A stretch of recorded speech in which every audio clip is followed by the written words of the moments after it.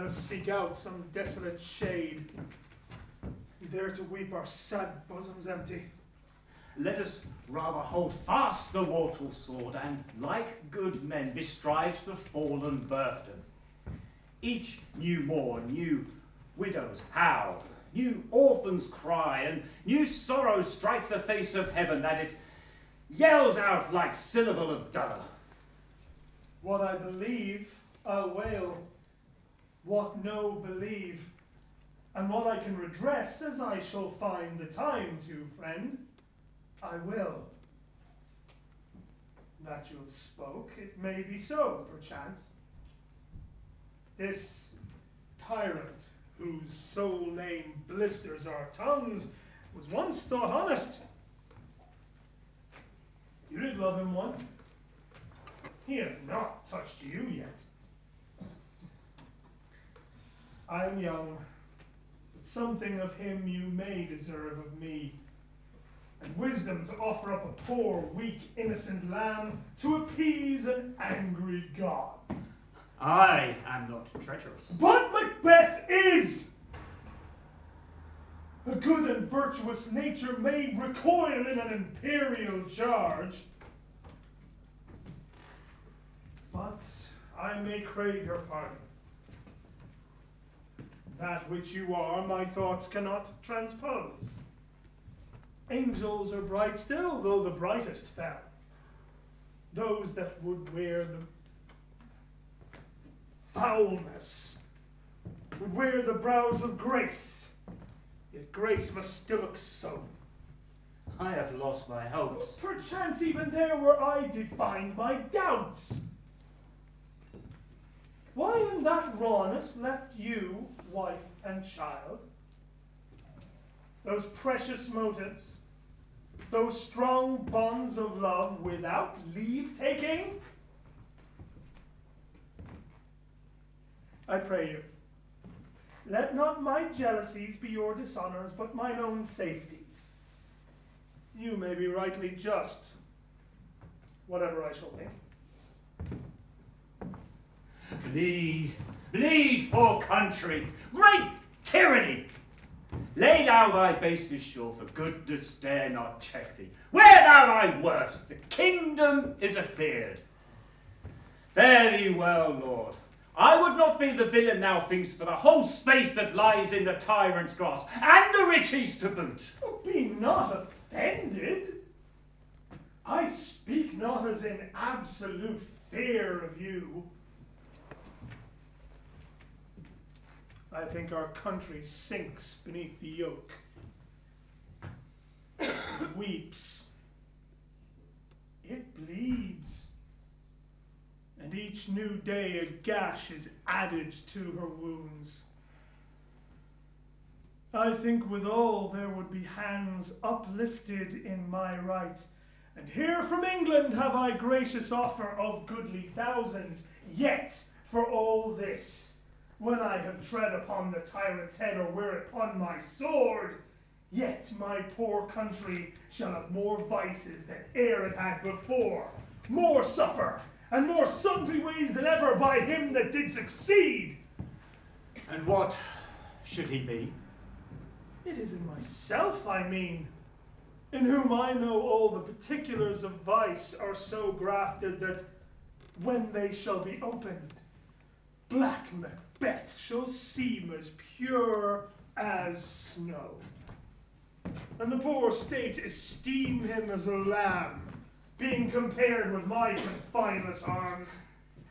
Not in the legions of horrid hell can come a devil more damned in evils to top Macbeth. Oh, I grant him bloody, luxurious, avaricious, false, deceitful, sudden, malicious, smacking of every sin that has a name, but there's no bottom. None in my voluptuousness.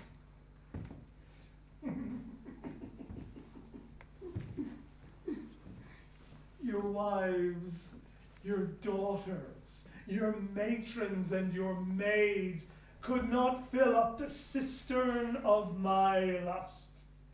and my desires all continent impediments should o'erbear that did oppose my will. Better Macbeth than such a one to reign!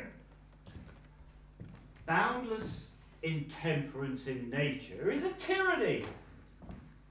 It had been the untimely emptying of the happy throne and the fall of many kings, but fear not to take upon you what is yours. You may convey your pleasure in a spacious plenty, yet seem cold the time you may so hoodwink. We have winning dames enough. There cannot be that vulture in you to devour so many as will to greatness dedicate themselves, finding it so inclined. With this there grows in my most ill-composed affection such a staunchless avarice that, were I king, I would cut off the nobles for their lands, desire his jewels and this other's house, and my more having would be as a sauce to make me hunger more, that I should forge quarrels unjust between the good and loyal, destroying them for wealth. This avarice sticks deeper, with more pernicious root than summer seeming lust. And it hath been the sword of our slain kings. But do not fear. Scotland have foisons enough to fill up your will, of your mere own. All these are portable with other graces weighed. But I have none. The king becoming graces such as justice, verity, temperance, stableness, bounty, perseverance, mercy, lowliness, patience, devotion, courage, fortitude. I have no relish of them, but abound in the division of each several crime, acting it many ways. Nay, had I the power, I should pour the sweet milk of concord into hell, uproar the universal peace, confound all unity on earth. Oh, Scotland, Scotland! If such a one be fit to reign, speak! I am as I have spoken. Fit to govern? No, not to live! Oh, nation miserable, with an untitled tyrant bloody sceptred. When will thou see thy wholesome days again, since the truest issue to thy throne, by his own interdiction, stands accursed and does blaspheme his breed? Thy royal father was a most sainted king. The queen, that bore thee, more oft on her knees than on her feet, died every day she lived. These evils that you repeat upon yourself have banished me from Scotland. Oh, my breast,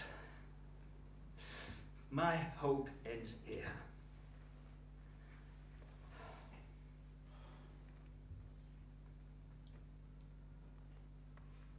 Macduff, this noble passion, child of integrity, hath from my soul wiped the black scruples, reconciled my thoughts to thy good truth and humour. Devilish Macbeth by many of these trains hath sought to win me to his power, and modest wisdom plucks me from over credulous haste. But God above, deal between thee and me, for even now I put myself to thy direction, and bespeak mine own detraction. Here abjure the taints and blames I laid upon myself as strangers to my nature.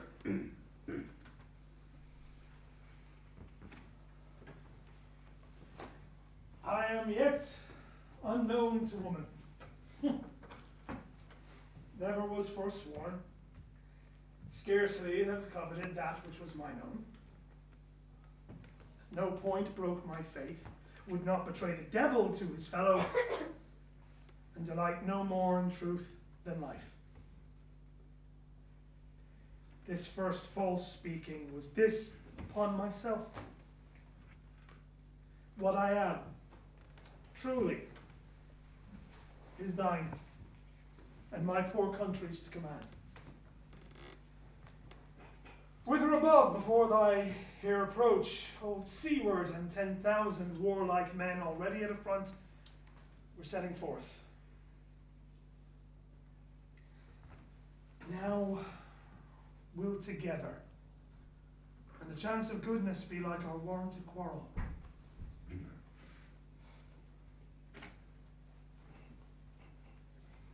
Why are you silent?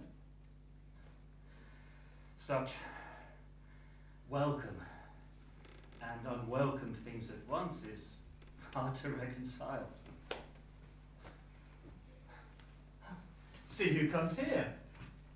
My countryman, though I know him not. My ever gentle cousin. Welcome hither. I know him now.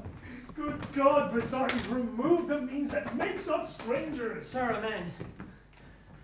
Stand Scotland where she did. Alas, poor country, almost afraid to know itself. There the screams and cries, it cannot be called our mother but our grave, because screams and cries and groans that rend the air are made not marked, and the dead man's knell is there scarce asked for who.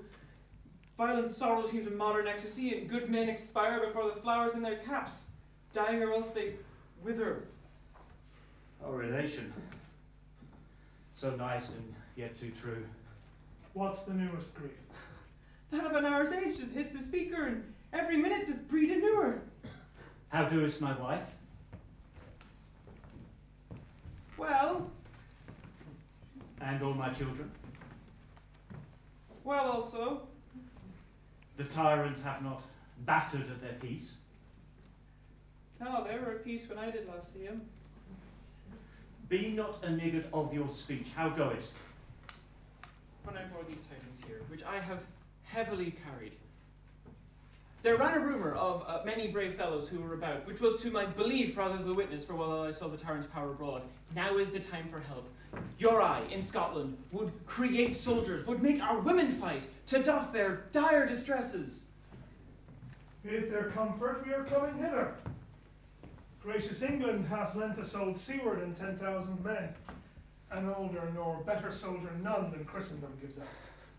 Would that I could honour this happiness with the like. But I have words, which I would they were held out in the desert air where no ear would latch them. What concern they? The general cause, or is it a fee grief due to some single breast? There's no mind that's on it, but in it shares some woe, but the chiefest grief falls to thee. Well, if it be mine, keep it not from me. Quickly, let me have it! Let not their ear hit my tongue forever, which shall lay upon them the heaviest burden they ever yet heard.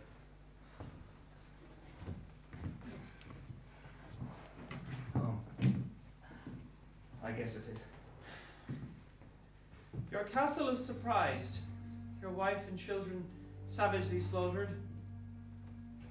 To relate the tale further will only add to the death of these slaughtered deer, the death of thee.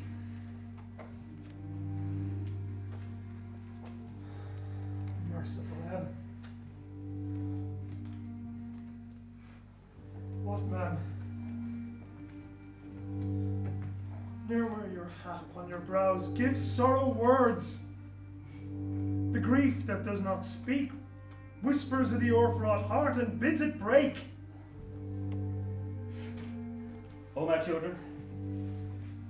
Wife, servants, children, all that could be found. And I should be from thence. My wife killed too? I have said. Be thus contented. Let us make medicines of our great revenge to cure this deadly grief. He have no children.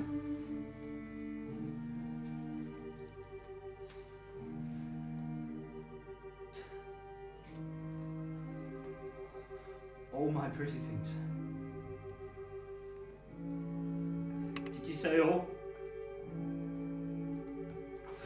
Oh. Oh, Kate!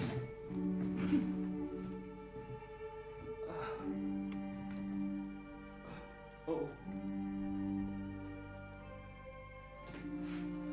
All my pretty chickens and their dam in one fell swoop. Dispute it like a man. I shall do so, but first I must feel it like a man.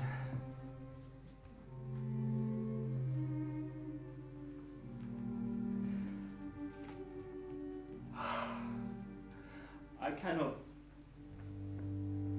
but remember such things as the most precious to me. Did heaven look down and not take their part?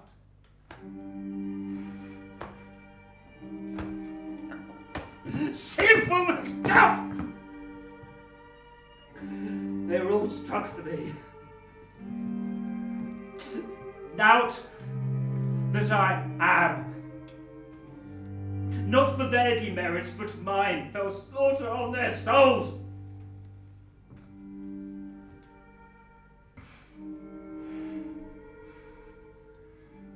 Heaven rest them now. Let this be the whetstone of your sword. Let grief convert to anger. Blunt not the heart, enrage it! Oh. I could play the woman with my eyes and braggart with my tongue.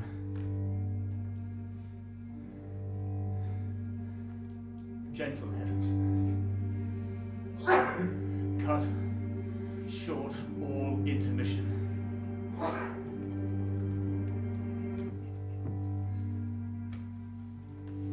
Front to front. Bring thou this fiend of Scotland and myself to within my sword length set him. And if he escape, then heaven forgive him too.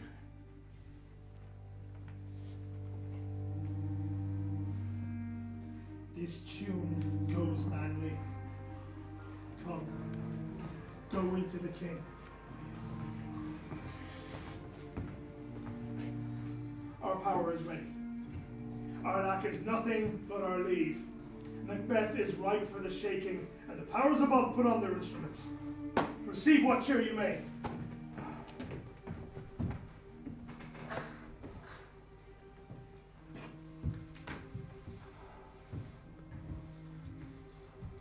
The night is long. It never finds the day.